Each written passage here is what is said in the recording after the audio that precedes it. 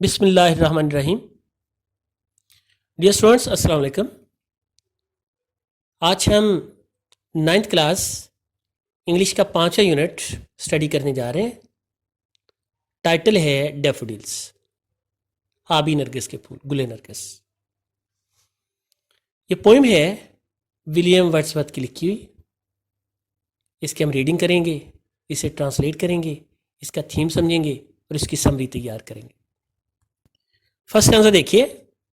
I wandered lonely as a cloud that floats on high over vales and hills, when all at once I saw a crowd, a host of golden daffodils, beside the lake, beneath the trees, fluttering and dancing in the breeze. ये पहला sense है।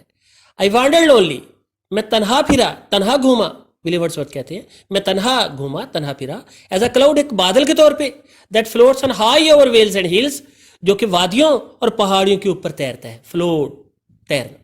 मैंने all at once, जब अचानक, ऐसा crowd, मैंने एक हजूम देखा, एक झमकटा देखा। A host of golden daffodils, आबी नरगिस के फूलों का झमकटा था।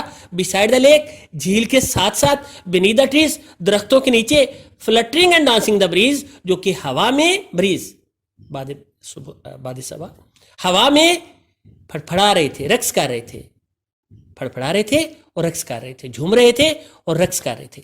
तो इन्हें शायर फितरत कहा जाता है, poet of nature, William Wordsworth. Difficult words देखो बेटा। लोनली, तन्हा, अकेला। क्लाउड, बादल।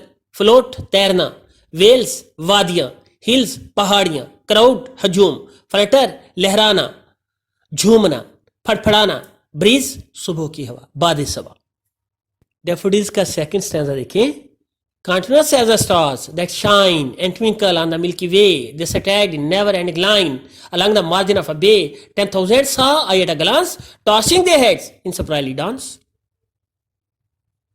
विलियम वर्ड्सवर्थ कहते हैं Continuous as the stars that shine, वो इस तरह मसलसल थे। क्या? आबी नरगिस के फूल, डैफोडिल्स, गुले नरगिस, इस तरह मसलसल थे जैसे तारे होती हैं।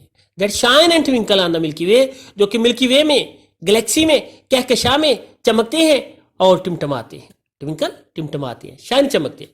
This attacked in never ending line, और वह कभी खत्म ना होने वाली कतार की सूरत फैले थे।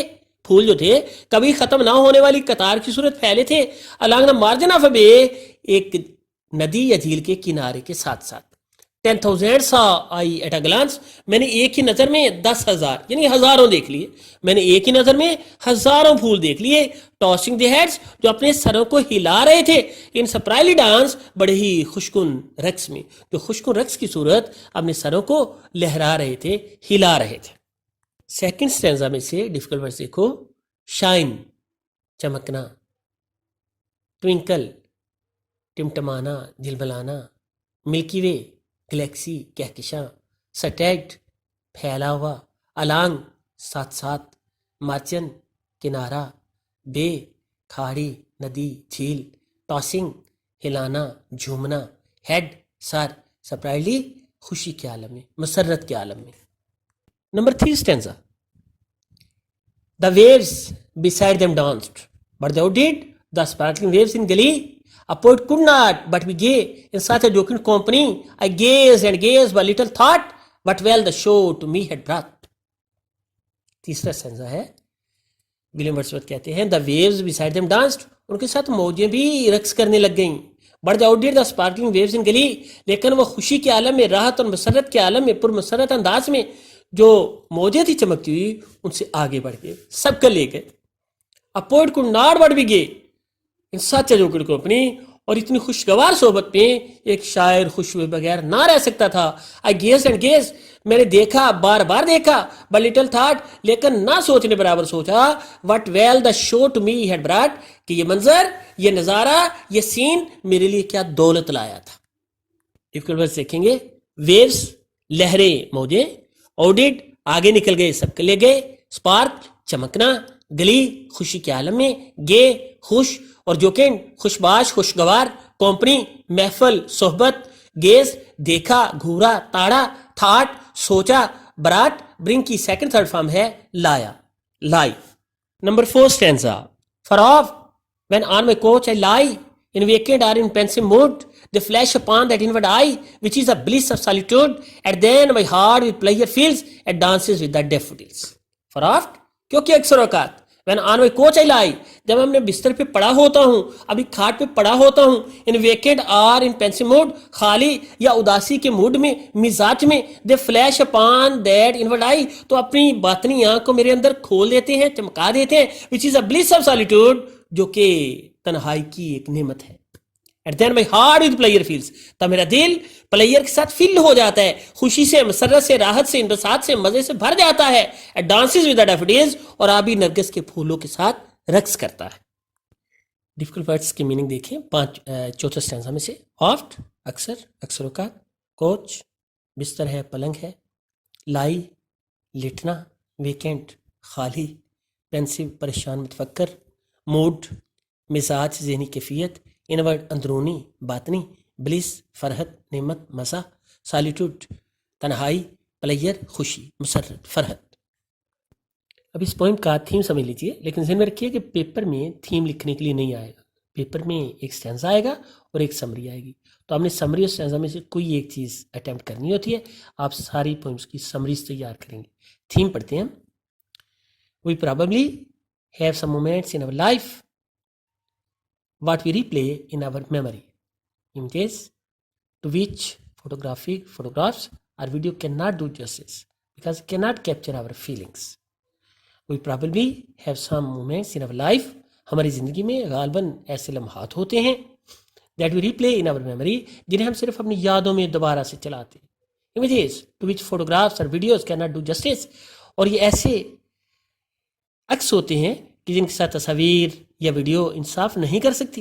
Because it cannot capture our feelings, क्योंकि जो पिक्स होती हैं और वीडियोस होती हैं हमारे एहसासात को कैप्चर नहीं कर सकती, अपनी गिरफ्त में हाथ में नहीं ला सकती. इन दिस पोएम, इस नज़्म में विलियम वर्ड्सवर्थ शायर फितरत, poet of nature, William Wordsworth captures both the images, दोनों ही जो इमेजेस हैं एंड फीलिंग्स, और जो फीलिंग्स हैं उन्हें कैप्चर करता है concern with a special moment in his life, अपनी ज़िंदगी के खास लम्हे के साथ जिनका तल्लक है. The poem is a tribute to nature and its manifestation in all its glory. और ये नज़्म जो है ये खराज तहसीन है फितरत के लिए और इसके सारे इजहारात के लिए, इसकी सारी अक्कासी के लिए, इसकी सारी शान के अंदर. ग्लोरी शान. It beautifully presents before us, और ये बड़ी खूबसूरती से हमारे सामने पेश करती है not only the attractive and exciting beauty of nature, ना सिर्फ अट्रैक्टिव और एक्साइटिंग ब्यूटी, दिलकश हुस्न नेचर का, फितरत का, but also the purifying and enduring impact of its on human beings, बल्कि इंसानों के ऊपर इसका जो खालिस और तादे रहने वाला तासर है उसको भी पेश करती है. तो ये इसका थीम है, मरकजी ख्याल है, मेन आइडिया है. समरी बहुत अच्छी तरह तैयार करेंगे पेपर में लिखने के लिए. This poem has been written by William Wordsworth. इस नज़्म को विलियम वर्ड्सवर्थ ने लिखा है. इन दिस पोएम, इस नज़्म के अंदर द पोएट एक्सप्रेसेस, शायर इजहार करता है the feeling of Joy and happiness, खुशी और मसरत के एहसास का, विच एक्सपीरियंस्ड, जिसका उसने तजर्बा किया during a walk in the country side, देहाती इलाके में अपनी सैर के दौरान, सैर के दौरान. He saw large number of daffodils, उसने गुले नरगिस बहुत ज़्यादा तादाद में देखे.